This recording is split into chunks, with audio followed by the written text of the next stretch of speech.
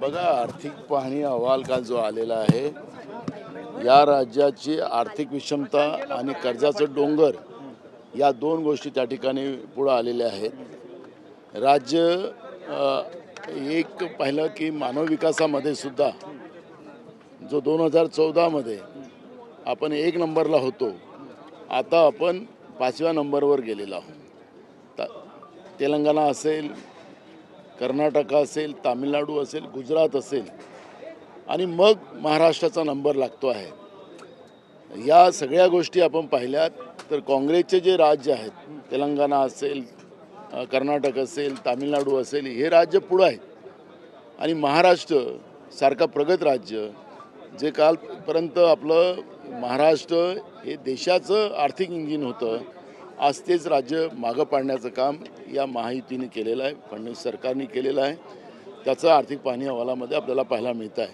शेतकऱ्यांची इतकी दुरवस्था झालेली आहे की एकीकडे विकासाचं मॉडेल सांगणारं सरकार, आर्थिक पाहणीमध्ये असं पाहायला मिळतं की गेल्या वर्षी जो पाऊस पडला त्या पावसामध्ये सुद्धा शेतकऱ्यांची आर्थिक व्यवस्था चांगली होऊ शकली नाही. त्याचं कारण असं आहे, निसर्गाची असमता, तांत्रिक ज्या आपल्या राज्य सरकारजवळ योजना असल्या पाहिजेत त्या राहिलेल्या नाहीत आणि हा शेतकरीच या राज्यातला दुर्लक्षित झालेला आहे आणि त्याच्यामुळे गावं ओसाड पडायला लागलीत आणि गावं ओसाड पडायला लागल्यामुळे राज्यातली गावं अगर बरोबर नसेल, आर्थिक विषमता त्या गावामध्ये झाली असेल, त्याचे परिणाम राज्याच्या आर्थिक व्यवस्थेवर पडतात. हे चित्र कालच्या आर्थिक पाहणी अहवालामध्ये आपल्याला पाहायला मिळालेलं आहे. आज जे बजेट आज जाहीर होत आहे, मला वाटतं की हे टॅक्सेस जास्त लावू शकणार नाही, कारण की आत्ता राज्याला या सगळ्या कर्जाच्या डोंगरापोटी जवळपास 67,000 कोटी रुपये दर वर्षी आपल्याला त्या ठिकाणी द्यावं लागतं आहे. कर्जाचं डोंगर वाढत चाललेलं आहे. त्यामुळे आता ही परिस्थिती जी आलेली आहे त्याच्यामुळे हे व्याजाच्यामध्ये जे पैसे आपले चालले, त्या व्याजाच्या पैशामध्ये आपली जी परिस्थिती आहे त्याच्यामुळे बाकी व्यवस्था आपल्या सगळ्या ढासळलेल्या आहेत आणि हा जो राज्याच्या विकासाचा फुगा हे सरकार दाखवते आहे, तो आता या आर्थिक विषमतेमुळे फुटेल अशा पद्धतीची परिस्थिती झालेली आहे. आज हे कुठल्या कुठल्या गोष्टीवर टॅक्सेस लावतात ते आपल्याला कळेल. दुसरं महत्त्वाचं आहे की आता टॅक्सेस दाखवणारच नाही, कारण की ती GSTमध्ये त्यांना केव्हाही त्या GSTमध्ये मोदी साहेबांनी ते कृपा करून ठेवलेलीच आहे.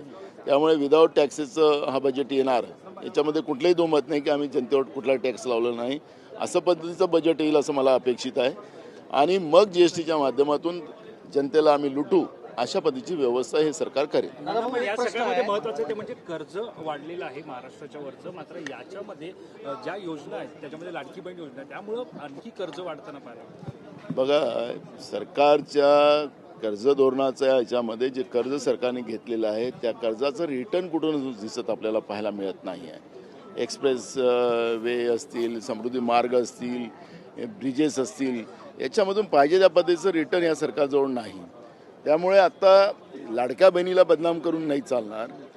त्या योजनांमध्ये या सगळ्यांचा समावेश त्याच्यामध्ये व्हावा, लोकांना त्याचा फायदा मिळावा, कारण की सरकार नफ्यासाठी काम करत नाही, जनतेसाठी काम करते. पण हे सरकार मुठभर उद्योगपतींसाठी काम करते आहे आणि त्याचे परिणाम महाराष्ट्राच्या आर्थिक कारणावर आणि महाराष्ट्राच्या आर्थिक जी स्थिती आहे ते बिघडवण्यामध्ये या ठिकाणी या सरकारने जाणीवपूर्वक हे सगळे प्रयत्न केलेले आहेत असं चित्र आपल्याला पाहिजे. प्रतीक्षेत आहे की 2100 कधी मिळणार, या अर्थसंकल्पात तरी त्याची तरतूद होईल का? अहो, हे सरकारच खोटारडं सरकार आहे, हे लबाडाचं सरकार आहे, हे जेवल्याशिवाय खरं नाही असं म्हणतात आहे, तसं या सरकारची परिस्थिती आहे. आणि मला असं वाटतं की लाडक्या बहिणीला 2100 नाही, शेतकऱ्यांनाही कर्ज माफ करणार नाही आणि कुठलं तरी कारण सांगून हे पळ काढेल असं या पद्धतीचं हे सरकार आहे.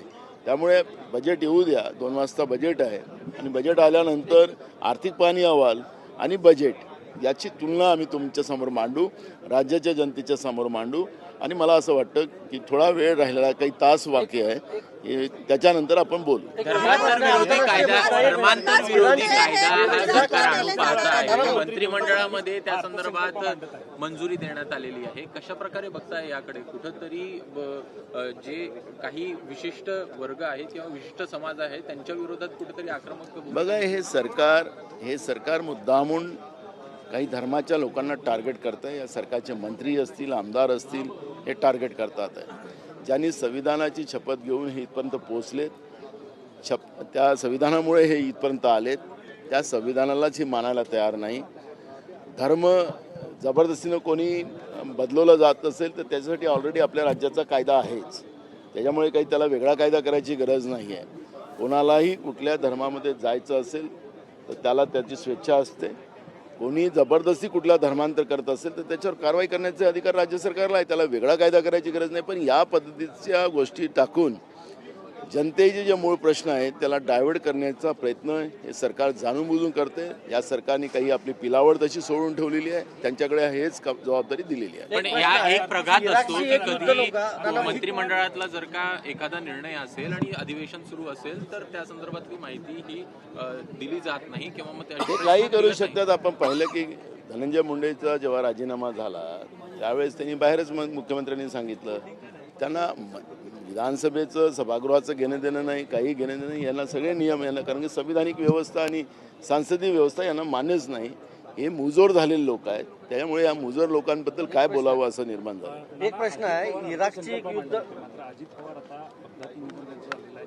देवेंद्र फडणवीस हा अर्थसंकल्प मांडणार आहेत. जी आर्थिक तयारी अर्थसंकल्पाची अजित पवारांनी केली होती त्याला न्याय देवेंद्र फडणवीस देतील असं मूळ प्रश्न आहे की माझ्या मित्राला खूप वर्षापासून बजेट मांडायची इच्छा होती आणि मी तुम्हाला अजून एक गोप्य सपोर्ट करतो की BJPने सुरू केलेलं होतं की अर्थ खातं आपल्याकडे घ्यायचं आणि मुख्यमंत्र्याला द्यायचं, अशा पद्धतीचा एक प्रयत्न सुरू झाला होता. अजित पवार असतानाच झालेला होता. पण आता अपघाती मृत्यू त्यांचा झाला की घातपाताने झाला हा वेगळा चर्चेचा विषय आहे. पण आता पहिल्यांदा त्यांचं स्वप्न पूर्ण झालेलं आहे बजेट मांडण्याचं आणि म्हणून मला मित्राला शुभेच्छाही देतो मी.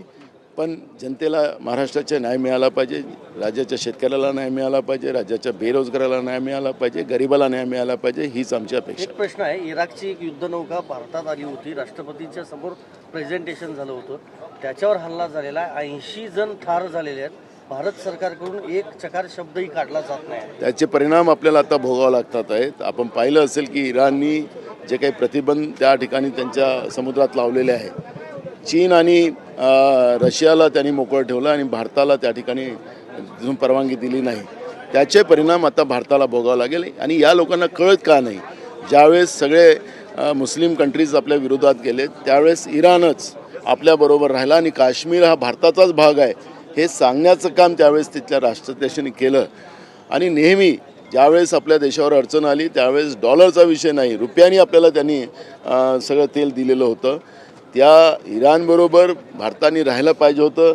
पण आता एप्स्टीन फाईलचा फरक आहे की काय आहे की अमेरिका आणि इस्रायल या दोन देशाच्याच इशाऱ्यावर आपल्या देशाचे प्रधानमंत्री नाचतात आहेत का, असा प्रश्न निर्माण झालेला आहे. आणि त्याचे परिणाम आता देशाच्या जनतेला भोगावे लागले. अमेरिकेकडनं परवानगी दिलेली आहे रशियाचं तेल घेण्यासाठी, अशा प्रकारची परवानगी अमेरिका आपल्याला देत आहे. याकडे कशा प्रकारे? पण यावं तर लागेल त्याला इराणवरूनच. मग इराणनीच भारतामध्ये येण्याला बंद केली, त्याचे परिणाम सगळे भोगावे लागणार आहेत. त्यामुळे उद्याच्या काळामध्ये भारताला या विदेश नीती जी आहे त्या विदेश नीतीमध्ये नरेंद्र मोदी सबसेल फेल झालेले आहेत हे याच्यातून स्पष्ट आपल्याला पाहायला मिळत आहे. आणि ज्या पद्धतीनं ट्रम्प आपल्या देशाच्या प्रधानमंत्र्याला धमकवतात की एका मिनिटात तुमचं राजकारण संपवू, त्याचं उत्तर आपल्या देशाचे प्रधानमंत्री देत नाही, म्हणजे दाल में काला आहे. आणि त्याच्यामुळे देशाला याचे सगळे परिणाम भोगावे लागतात.